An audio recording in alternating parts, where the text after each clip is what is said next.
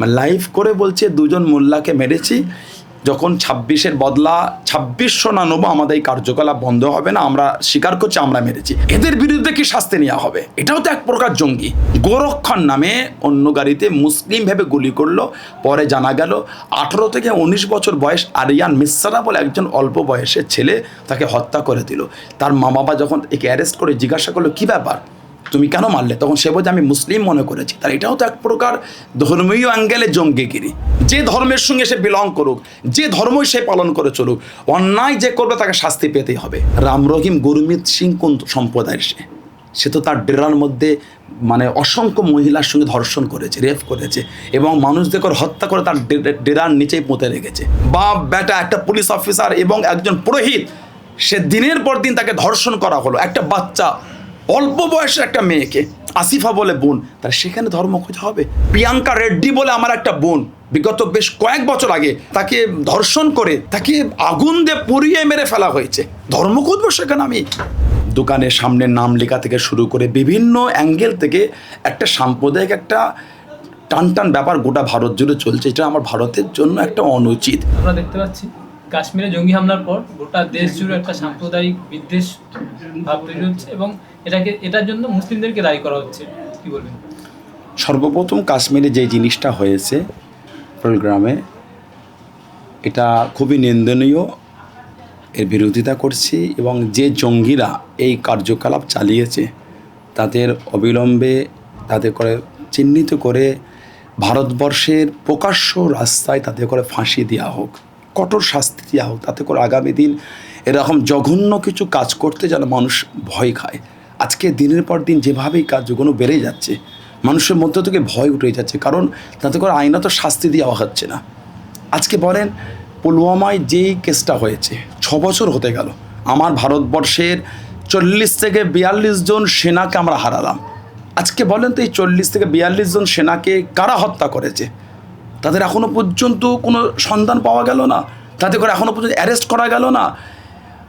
আজকে দিনের পর দিন এই বিষয়গুলিকে সেইভাবে যখন ঘটছে তখন হই রই একটা ব্যাপার থাকছে, পরে জিনিসটা ধামাচাপা পড়ে যাওয়ার জন্য আজকে দিনের দিন এই নোংরা কার্যকলাপ বেড়ে যাচ্ছে। তাই এই জিনিসের বিরোধিতা করছি এবং আমি ভারতবর্ষে যারা সেনাপ্রধান আছেন, ডিফেন্সে যারা আছেন, তাদের কাছে অনুরোধ জানাচ্ছি অবিলম্বে এতে করে অ্যারেস্ট করে এত কঠিন শাস্তি দেওয়া হোক যেন আগামী দিন মানুষ এই কার্যকলাপের সঙ্গে জড়িত হতে যা ভয় খায়। ২ নম্বর যে বিষয়টা, গোটা ভারত জুড়ে যে একটা সাম্প্রদায়িক একটা ব্যাপার চলছে, এমন একটা জায়গায় ভারতবর্ষে পৌঁছে গিয়েছে।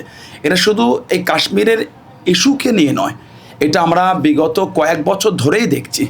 খাবার মানে দোকানে খাওয়ার থেকে শুরু করে মানে দোকানের সামনে নাম লেখা থেকে শুরু করে বিভিন্ন অ্যাঙ্গেল থেকে একটা সাম্প্রদায়িক একটা টান ব্যাপার গোটা ভারত জুড়ে চলছে। এটা আমার ভারতের জন্য একটা অনুচিত এবং এটা একজন নিরীহ মানুষ, সেটা যে সম্প্রদায় হোক, সে কোনোদিন পছন্দ করে না এবং মানে মনুষ্যত্বের মধ্যে এটা কিন্তু বাঁধা দেয়, বিবেকে বাঁধে এগুলি। তাই এই কার্যকলাপ যারা করছে তারা অন্যায় করছে। আমি গতকালকার ভিডিও দেখলাম, আপনার সম্ভবত আগ্রার আশপাশের ভিডিও, মানে লাইভ করে বলছে দুজন মোল্লাকে মেরেছি, যখন ২৬-এর বদলা ২৬০০ না নেবো আমাদের এই কার্যকলাপ বন্ধ হবে না, আমরা স্বীকার করছি আমরা মেরেছি। এটা কি জঙ্গিপনা? এদের বিরুদ্ধে কি শাস্তি নেওয়া হবে? এটাও তো এক প্রকার জঙ্গি। এরাও তো এক প্রকার আইনকে হাতে তুলে জঙ্গিগিরি চালিয়ে যাচ্ছে। তাই এই যে একটা ধর্মকে অ্যাঙ্গেল করে এই যে কার্যকলাপ, এটা কিন্তু সত্যি নিন্দনীয়। এটা মানুষের মানসিকতার একটা নোংরা ছাড়া দিতে কিচ্ছু না। আপনি দেখেন গত কয়েক মাস আগে হরিয়ানায় একটা গাড়িকে প্রায় মানে ২০ থেকে ৩০ কিলোমিটার ধাওয়া করার পরে যখন তাকে নিজের কাবুর মধ্যে আনতে পারল না, লাস্টে কী করলো, অন্য গাড়ি থেকে গুলি করলো। গোরক্ষণ নামে অন্য গাড়িতে মুসলিম ভেবে গুলি করলো, পরে জানা গেল ১৮ থেকে ১৯ বছর বয়স আরিয়ান মিশ্রা বলে একজন অল্প বয়সের ছেলে, তাকে হত্যা করে দিল। তার মা বাবা যখন একে অ্যারেস্ট করে জিজ্ঞাসা করলো কী ব্যাপার, তুমি কেন মারলে, তখন সে বলছে আমি মুসলিম মনে করেছি। তার এটাও তো এক প্রকার ধর্মীয় অ্যাঙ্গেলে জঙ্গিগিরি। আমি কাশ্মীরের সঙ্গে এই ইস্যুটা মেলাচ্ছি না, বাট এই চিন্তা, এই ন্যারো মাইন্ড আজকে মানুষের মধ্যে ঢুকে গিয়েছে। এটাকে বার করতে হবে, সবাইকে চেষ্টা করতে হবে। আজকে ইসলামকেই কেন টার্গেট করা হচ্ছে? তাই আমি অন্য সম্প্রদায়কে টার্গেট করতে বলছি, এটাও আমি বলছি, আমার বলার উদ্দেশ্য এটাই, এই নোংরা লোকগুলিকে আমাদের বেছে বার করতে হবে এবং সমস্ত সম্প্রদায়ের ধর্মগুরুদের দায়িত্ব নিতে হবে। আজকে যদি ইসলাম সম্প্রদায়, সনাতন আছেন, খ্রিস্টান আছেন, দলিত আছে, আদিবাসী আছে, জৈন আছে, বিভিন্ন সম্প্রদায়, পাঞ্জাবি, গুজরাটি, শিখ, বৌদ্ধ আছে, বিভিন্ন সম্প্রদায় যারা আছে তাদের ধর্মগুরুদের করে একের অধিক ভাগ 1 মাস ছাড়া না হলে 2 মাস ছাড়া এক জায়গায় বসে যে যার সম্প্রদায়ের ব্যক্তিতে করে তাদের মাথা থেকে এই নোংরা চিন্তাগুলোকে বার করার চেষ্টা করতে হবে, না হলে আগামী দিন ভারতবর্ষ খুব নোংরা জায়গায় পৌঁছে যাবে। ধর্ম থেকে বিচার করাটা কিন্তু এটা বিচারকে মানে হালকা করে দেওয়া হলো। অন্যায় থেকে বিচার করা হোক, যে অন্যায় করবে তার শাস্তি দেওয়া হোক, সেটা যে সম্প্রদায় হোক, যে ধর্মের সঙ্গে সে বিলং করুক, যে ধর্মই সে পালন করে চলুক, অন্যায় যে করবে তাকে শাস্তি পেতেই হবে।